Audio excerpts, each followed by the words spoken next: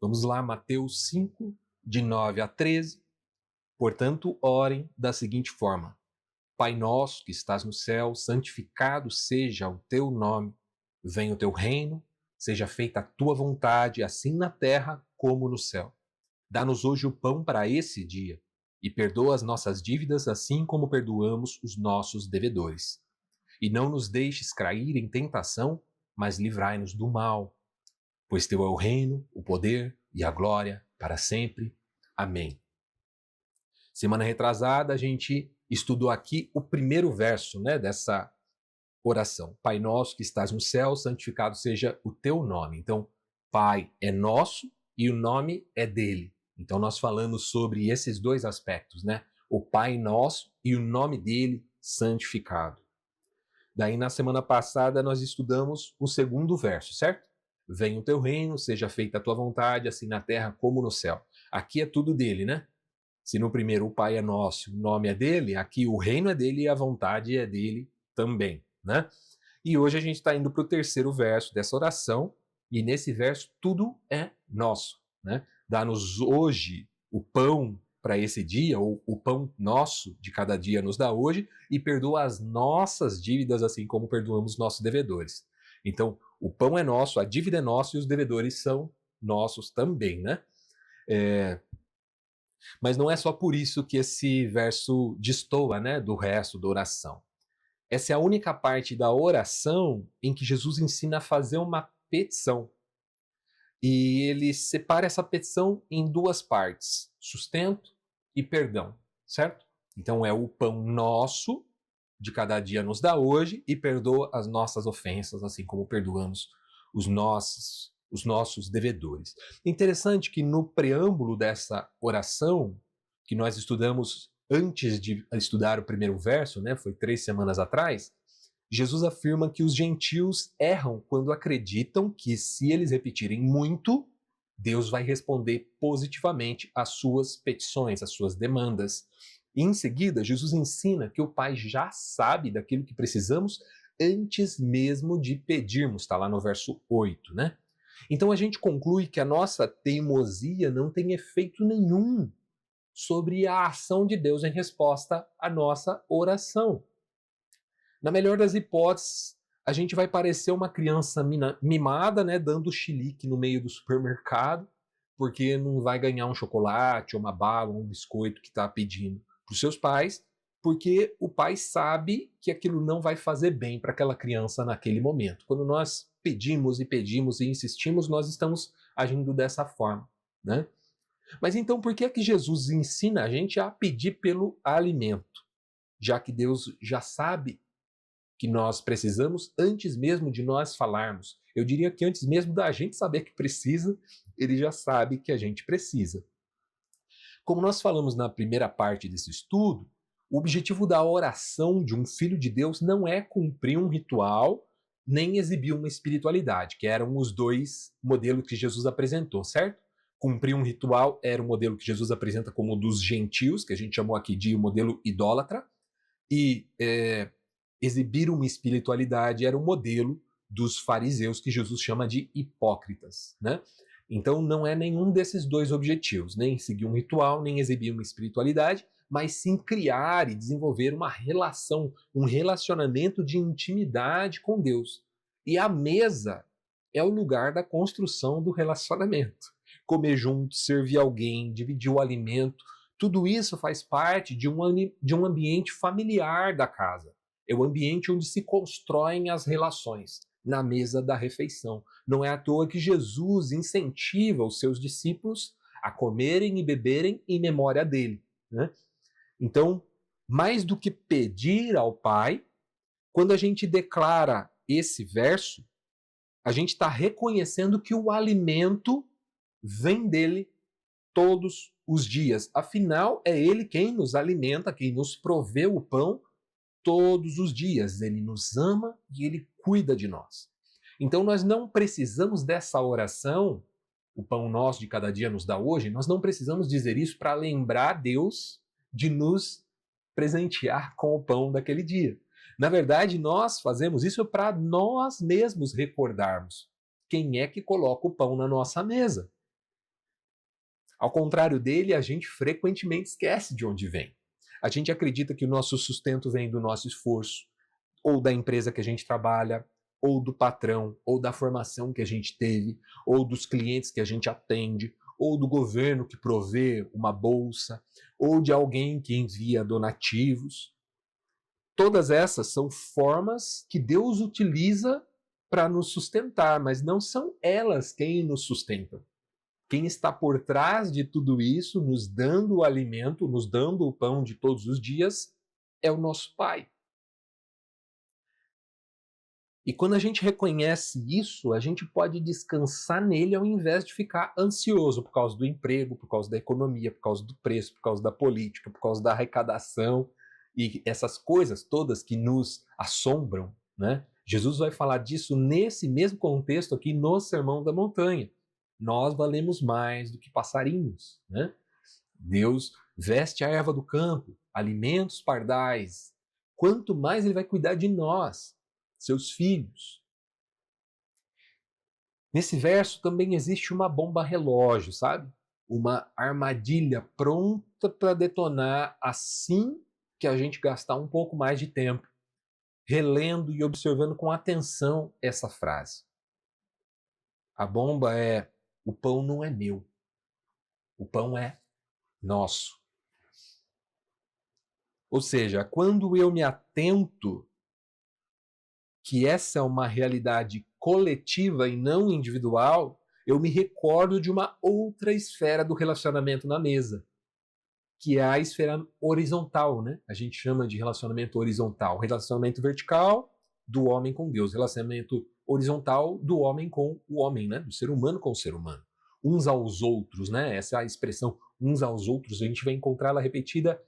Teve uma vez que a gente listou algumas aqui, acho que foram umas 40, né? Que eu mencionei os versículos que tinham essa expressão uns aos outros, né? Todos eles no Novo Testamento. O pão nosso, então, não fala só do sustento, mas fala também da partilha. É o pão nosso, é o pão coletivo. O problema é quando eu transformo o pão nosso de cada dia no pão meu para o ano todo, né? Ou seja, eu quero tudo para mim e ainda por cima eu quero ajuntar para garantir que não vai faltar para mim amanhã. O grande segredo é que não tem amanhã. Não existe amanhã. Amanhã é uma ilusão. Só o que existe é hoje, porque quando você acordar depois dessa noite de sono, hoje você pensa assim, vai ser amanhã. Agora, quando você acordar, você não vai dizer, chegou, agora é amanhã, né? Você não vai dizer isso. Né? Não, porque quando amanhã chegar, ele vai chamar hoje. Então, tudo que a gente tem é hoje. Nada do que a gente tem é amanhã. Sempre é hoje.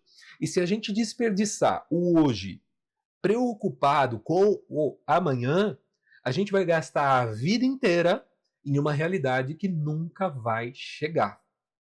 A gente deixa de viver o agora para nos preocuparmos com algo que não existe e que nunca vai existir. Porque o amanhã nunca vai chegar. Sempre vai continuar sendo hoje. A gente vai ficar correndo atrás do vento, igual aquelas rodas de hamster, né? Que corre, corre, corre e não sai do lugar, né? Eles ficam se exercitando ali. E a gente não usufrui do dia de hoje, preocupado com o amanhã, que não vai chegar. É claro que eu não estou propondo aqui, pessoal, para a gente agir com imprudência, né? Não é para a gente sair queimando todas as economias de forma irresponsável, não é isso que eu estou falando. Mas a gente precisa agir como mordomos fiéis daquilo que o Senhor nos proveu. A Bíblia nos ensina a agir dessa forma. Se a gente for observar o contexto dos primeiros discípulos de Jesus, a gente vai ver ali no livro de Atos que eles tinham tudo em comum. Eles vendiam as suas propriedades, ofertavam integralmente o que eles tinham obtido de resultado com essa venda, e até mesmo os de fora admiravam isso nos discípulos de Jesus ali em Atos. O resultado é que entre eles ninguém passava necessidade. O texto diz: não havia entre eles ninguém que precisasse de coisa alguma. Sabe por quê? Porque Deus nos dá coletivamente o pão nosso de cada dia. E ele é o suficiente para todos hoje. Mas e eu? Mas e amanhã? Deus vai providenciar. Se Deus providenciar o pão para todos hoje, ninguém vai ficar sem. Nem eu, nem você, nem ninguém. Porque ele vai estar provendo para todos. Agora, se cada um de nós for egoísta, pensando em si e pensando no amanhã, todo mundo já vai juntar. Quem tiver condição vai juntar e quem não tiver condição vai ficar com fome. Porque nós não repartimos, nós ajuntamos. Agora, é muito curioso Jesus juntar numa mesma frase pão e perdão, né? Dá-nos hoje o pão para esse dia e perdoa as nossas dívidas. Por que ele junta essas duas coisas? Essa dívida é adquirida quando eu trato o pão nosso como se fosse meu.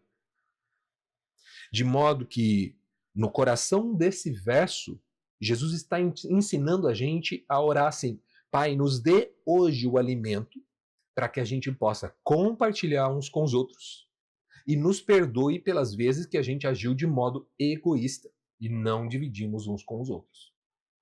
O egoísmo é a raiz de todo pecado.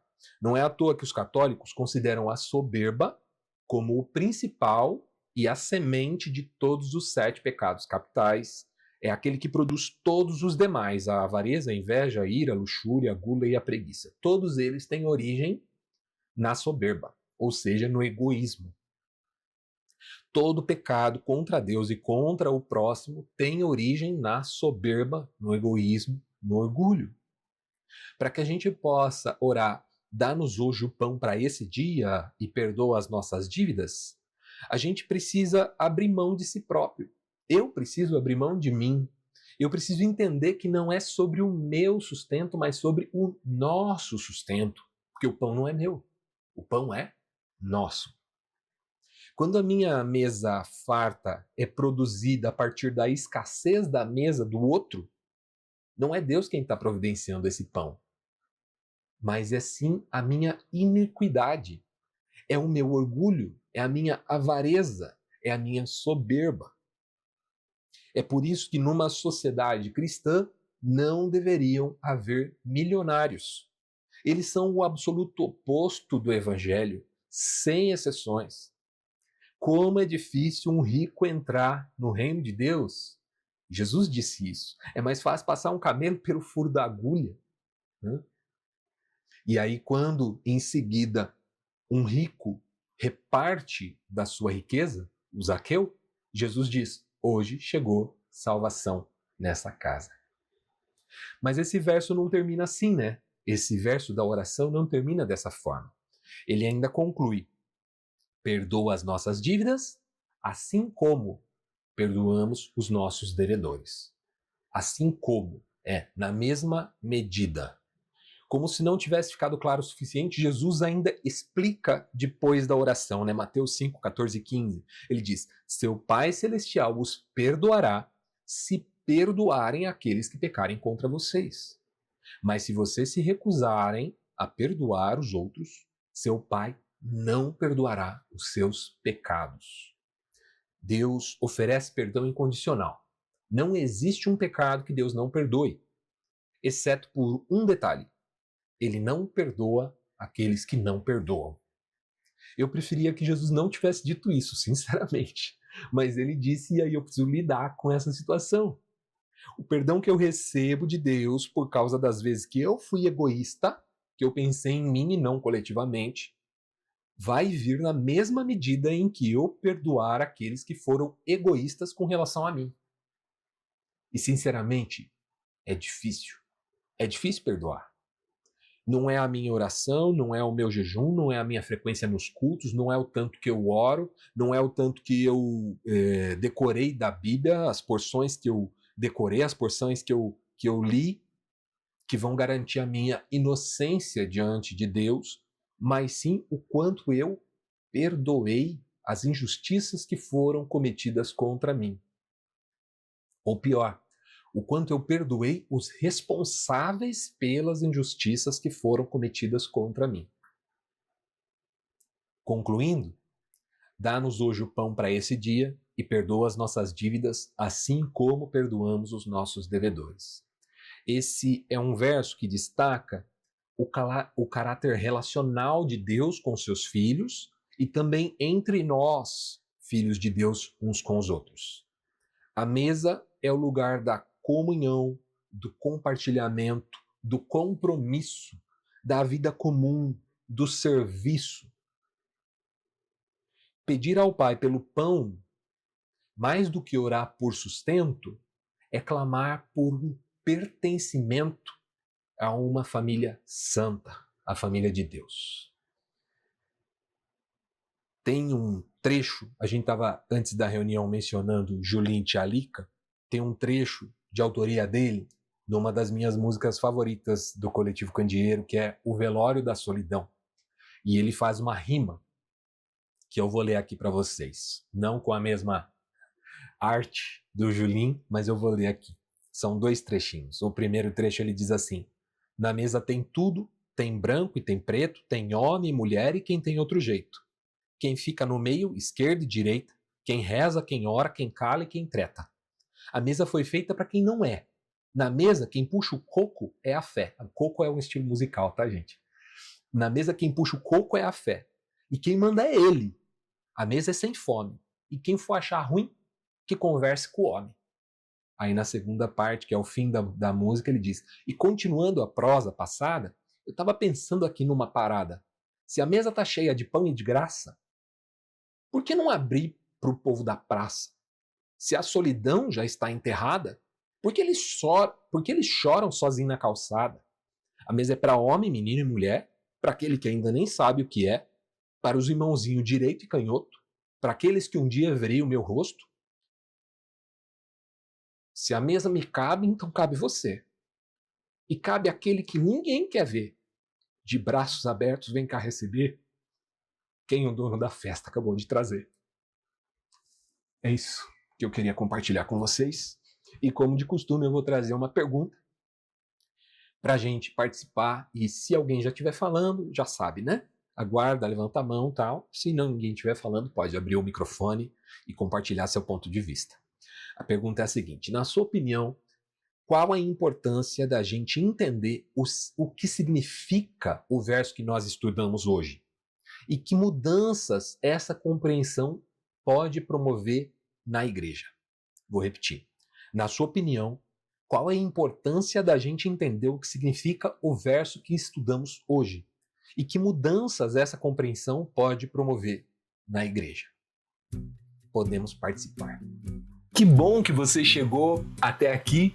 É sinal que você assistiu toda a mensagem, e se você assistiu toda a mensagem, é sinal que ela te edificou de alguma forma, te levou a alguma reflexão. E queira ou não, esse é o motivo principal da gente estar aqui, gerar uma fé que é forjada na reflexão, no questionamento, na dúvida. Tanto que você deve ter notado que no final da mensagem sempre tem uma pergunta para o pessoal que está participando ao vivo interagir, compartilhar novos pontos de vista, trazer contraponto, somar a toda a ideia que foi exposta. Se por um acaso você está assistindo aqui e não viu a reunião ao vivo, você também pode interagir aqui nos comentários desse post ou mandando inbox pra gente. Te interessa participar das nossas reuniões?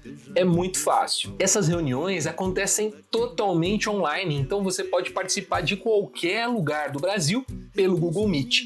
Para acessar é só entrar em igrejapresente.com/encontro. Salvo raríssimas exceções, as nossas reuniões acontecem todos os sábados às 20 horas.